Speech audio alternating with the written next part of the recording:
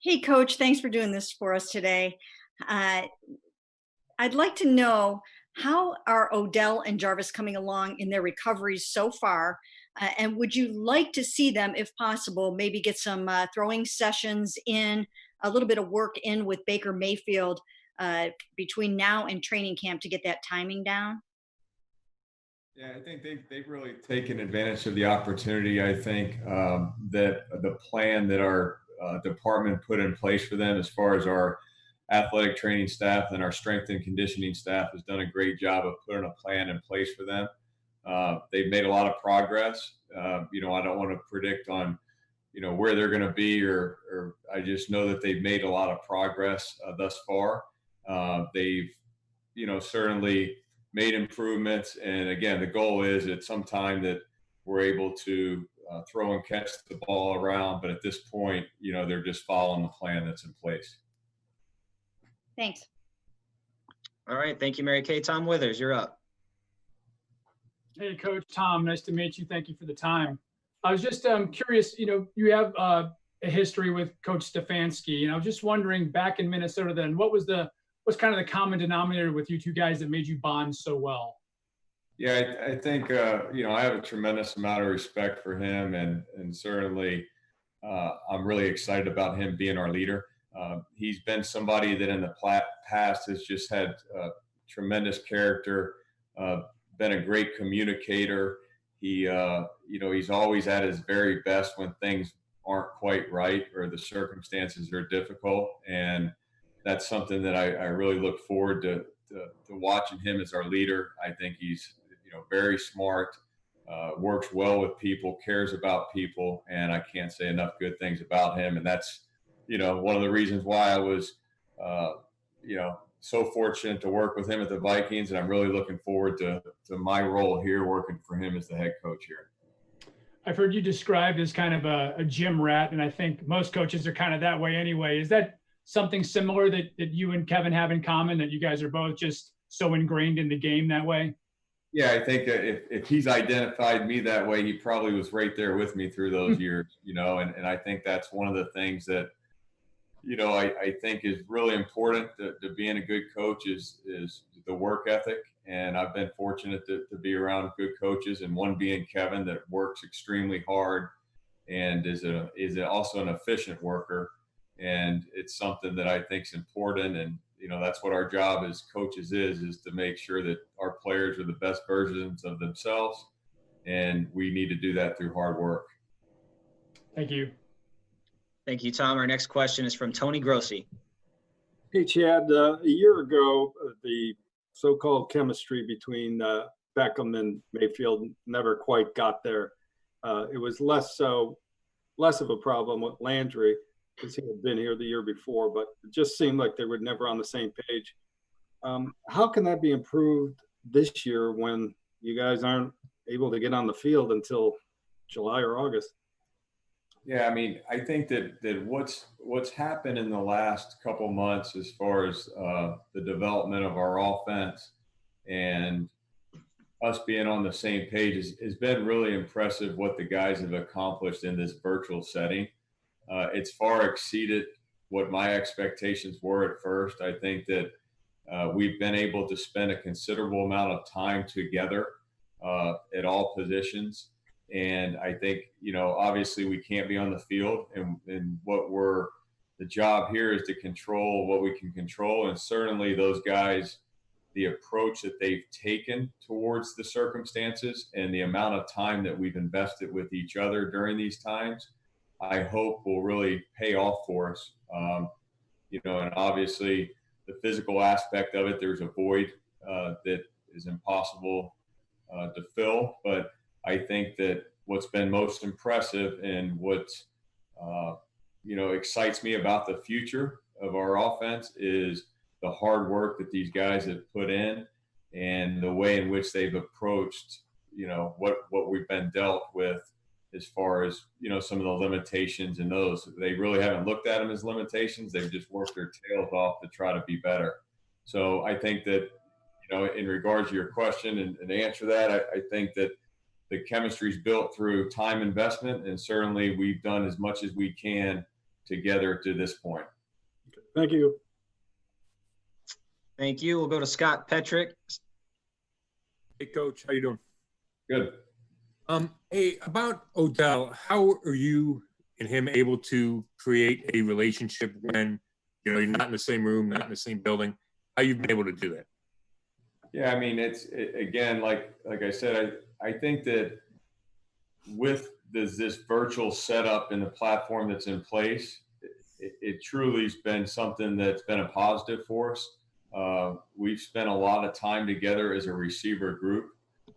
Those guys have been, they worked extremely hard, and I think that when we're in a room together and we're talking about the offense and we're learning together and we're trying to put something in place that once we get on the field, they're able to go out there and play confidently because of their knowledge. I think that over time, when you're spend that much time together, that you start developing both a relationship of a working relationship and obviously more important than that, a personal relationship. And then what do you think when you see the video of Odell running routes with Cam? Does he look close to normal to you? No, I'm not going to speak of that right now, other than I think that what he's done is he's really followed the plan that's been put in place. I'll say that. I mean, he's done everything we've asked him to do as far as what were our expectations in all departments. And certainly the end goal here is for him to be at his very best when we play that first game. And, I'm not going to speak of, where I think he is right now, just because it's hard for me to compare. Obviously, I'm still learning about him and trying to get to know him. So once we get on the field, I think it'll be very clear on where he is. Thanks. Thank you, Scott. We'll go to Daryl Ryder. Hey, Coach, thanks for the time today. I know a lot of the questions are about Odell and Jarvis. Rashard Higgins is back on a one-year deal. I'm just kind of curious your thoughts on his game and what you've seen from him, albeit virtually, and what is the next step maybe he has to take so he can elevate his game? Yeah, and I've obviously watched him from afar the last several years, and I've respected him on the field and know, that he's had some success here as kind of that third wide receiver. But I think that what he's done is he's come in and embraced the new offense. He's certainly worked very hard, and he knows that he has an opportunity. We brought him back because we believe he can help the team, and he understands that, and that's been very clear.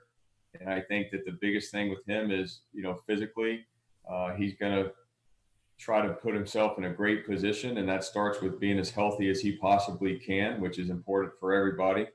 And, he's really embraced learning the offense, which is going to be really important for him, as it is, I think, all of our guys in the room.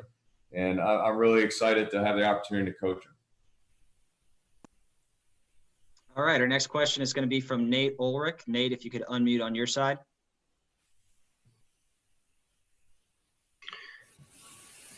Hey, Coach, thanks for doing this. I wanted to ask you about Donovan Peoples-Jones, what you saw in his game in the pre-draft process that ultimately, contributed to you guys selecting him, and what your vision is for him coming in. Yeah, I mean, I think that the one thing that jumps out in our evaluation of him is everything off the field was so solid. He's got great character. He's highly intelligent. There was people that gave him very high recommendations throughout the process. We had a chance to interview him at the combine, and we're very impressed with him as a person. So I think it starts there, that we thought we were getting a solid person who has the ability to play from a mental standpoint in several positions, which will help him, increase his opportunities to play with us. And then obviously the physical skill set was pretty obvious. It jumped out at us, just as far as where he is physically and the potential that he has to grow even more. So he's, just like the other guys in the program, he's come in, he's really worked hard. He's tried to do what we've asked, that we've spent some time with the rookies, again, on virtual. It's been a very important part of their development. And we've worked really hard with those guys, and they've worked hard themselves when we're not on with them. Great. We're going to go back to Mary Kay. Mary Kay, if you could unmute. Yes, just wondering about again about Odell and Jarvis. They're very passionate. They set the bar high. They're two very vocal guys. They want to help the team win. How important is it for you to kind of sort of make sure that they're happy, that they're getting fed enough, and how much of a challenge is that going to be when you guys, you've got two tight ends, you've got two great running backs, and it's a run-oriented offense. Yeah, I mean, it's a great question, and I think that we're very fortunate offensively to have some players at each position that really have a lot of strengths. Obviously, Odell and Jarvis have strengths, and what's most important to me, and I know most important to our team and Coach Stefanski, is that in everything we do, in every decision we make, and those guys know this, is that we're going to try to put the team first, and we're going to try to put winning first. And I think that they realize that. They embrace that, and I think that they're also aware that there's other players at other positions that will help us win games, that are capable to really help us. So, I think that, again, everybody's role is kind of what you make it. And I think that as a coaching staff, I see it as a real good problem to have, where you have a lot of opportunities and a lot of players that can really help us win. Thanks. Great. We'll go to Tony Grossi. Tony, if you can unmute. Okay, back to me. Chad, in a normal year, it just seems like wide receiver is one of those positions that rookies take a while to transition from the college game to the program. I'm generalizing, but it seems that receivers, the learning curve is a little steeper than at some other positions. Is that even steeper this year in this kind of off season for a guy like Peoples-Jones not being on the field again? My question refers to. Yeah, I mean, I think it's a difficult transition for all players, and specifically your question about the receiver position. We've tried to spend as much time as we can with them in these settings, even more. I think some of the quality of our meetings at times has been good or better at some of the meetings we've had in the building, just because we've learned how to use the technology, and they've learned how to use the technology, and we've really spent a lot of time together in regards to the offense. And I think, I'm confident that when we do get on the field, that we and they have put themselves in a position where they're going to have the opportunity, and it is going to, as we've talked to the rookies receivers about, this is going to be limited opportunities that you have to make the most of your opportunities with. So I think that's the biggest thing, is there's going to be a small window, and they're going to have to nail it. And if they're not prepared and they don't do their job in these virtual settings, and they don't truly embrace what we're trying to do, it's just going to be near impossible for them to have the opportunity to succeed if they're not prepared and they don't know what to do. So I think that even more so than other years, this period is so critical for us in our teaching and our learning, that we get it and we get it right, because we got to hit the field and hit the ground running. Thank you, Tony. We have 4 hands up. Scott, Nate, Mary Kay, and Tom. We'll take these last 4 and be done there. We're going to go to Scott Petrick first. Scott, if you can unmute. Sure. Hey, Coach, with all the weapons that you were talking about with Mary Kay, how much time have you guys spent talking about who the third receiver will be, how much you guys will use the third receiver, and if Kareem Hunt can fill that role? Yeah, I mean, we have a lot of weapons on offense, real excited about it. I think that those are discussions that are kind of ongoing right now. We've just tried to really teach the offense at this point, build a foundation for the players to learn. And then, once we move forward here and get closer to being out there on the field, we'll really have further discussions on exactly, how we're going to use the personnel and what personnel groups we're going to be in. I think the one thing we're very fortunate to have right now is some strengths at each position. So certainly, the job of a receiver is, we always say, is to get open and catch the ball. and we're going to go try to do that. And when we're asked to go put two of our guys on the field, we're going to do it. And when they call for three of us, we're going to go out there and do it. So I think that those discussions as a coaching staff are ongoing, and we'll continue to have those in the future. I don't think it's set in stone right now. And our players understand that too, that it's a situation that's like constantly evolving, and we're learning about our players and what they do best. And once we really get a feel for that and we get on the field, I think that it will narrow it down at that point. Has Kareem showed you enough in the past as a receiver that you think he could take on a role in whatever capacity that might be in the passing game? Yeah, I mean, I've been very impressed with him as a receiver. Obviously, don't want to comment too much on that because it's really not the position I'm coaching. But I will say that I've been impressed with him as a receiver, as a running back, and I've been fortunate to be around a lot of good ones at that spot. And I know that it brings great value to that position when you can be a threat in the pass game for sure. Thank you. All right, we're going to go to Nate Ulrich. Nate, if you can unmute, please. Well, to be honest, Scott stole my thunder there. So Another question. I did want to ask you, though, to what extent do you consider Kareem part of your group, although you have to see him on the field and everything? Is he in the Zoom meetings with your guys at all? Yeah, there's been a lot of interaction offensively, which has been one of the things that I think has been great, that I didn't know was possible at the beginning of this process, the amount of us that are on together. So we definitely, as we do, if we were in the building, we've had a lot of crossover with other positions and other coaches. And I just think it's been really helpful and something that, looking back in hindsight of this situation, it's been beneficial that we spend as much time together as positions that we have. Okay, we'll go back to Mary Kay. Mary Kay, if you can unmute, please. Yeah, two questions here real quick. Speaking of that crossover, when we talked to Baker Mayfield, he mentioned how he's been kind of jumping in voluntarily into your receiver meetings and kind of talking about how he's really enjoyed getting to know you. So can you sort of characterize how that's kind of gone with having Baker in there? Yeah, I mean, he's somebody that obviously I'm very impressed with right now, and his commitment and his work ethic. He has had a lot of interaction. We've had a lot of interaction as a group together.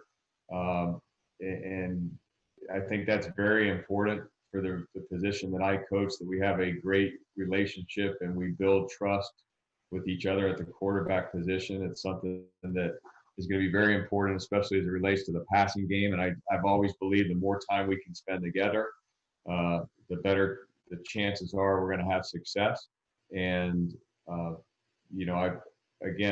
this platform that we have, as far as spending time together, it's benefited us. And I just think, looking back, it's amazing what you can accomplish with technology. And just another quick question, if you don't mind, real quick, and that is, because this is such a timing offense and so much rhythm is involved in it, what kinds of things can you do to simulate the timing when you're kind of trying to do this virtually? Yeah, that's the challenge, is that when you can't be on the field and you rely so heavily on timing, and especially as it relates to the passing game, that's going to be what I think is most important right now, is that we learn and are so well versed in what we're doing that we don't have any missed opportunities when we do go to work the timing when we're on the field, because it's impossible, obviously, to work timing in a virtual setting with the non-physical aspect of it. So what we can control right now is to be so educated on our assignment and so detailed that when we go to the field, that we don't miss one opportunity to get it right, because we're going to have limited, obviously, snaps to get the timing, and the timing is so critical, and it just you can't get it in the virtual setting. But what you can do is you can work to be on the same page. You can work to build the trust with each other as it relates to your specific assignment and those things at the receiver position. So that's the part that we're really gaining ground on right now, and just is putting ourselves in position to where we'll be so detailed once we get there that we won't have any missed opportunities on the timing of it. Thanks, Coach. Thank you, Mary Kay. Tom Withers, your line is open. You can close us out for the day. Pressure's on. Hey, Coach, you had a marvelous run there in New England, and I'm sure you draw on those experiences with the Patriots every day. I'm just wondering what was the secret to you guys getting the team to buy into the collective? I mean, I know it doesn't hurt to have one of the greatest quarterbacks of all time kind of leading the charge, but how do you get that group to buy in so you're all head on the same page all the time? Yeah, I mean, I was very fortunate to be there around a lot of great players and coaches, and I thought the one thing looking back that I'm very appreciative for, and I have a great deal of respect for, is the team concept that was embraced over the years at a number of different positions, regardless of their status. Everyone understood and realized the importance of team and putting the team first. And it's not something that just happens overnight. It's not a magic wand you can wave or it's something that's truly built over time. I'm just extremely excited about Coach Stefanski, somebody I believe very strongly in. And one of the reasons I believe very strongly in him is because of the value that he places on the team concept. And I understand that in every decision he makes, because I know him, he's going to put the team first, and he's going to really support the players on this team and have their back. And I think that, that's the start of it, is having a leader that really believes in the team concept, and then from there everybody follows.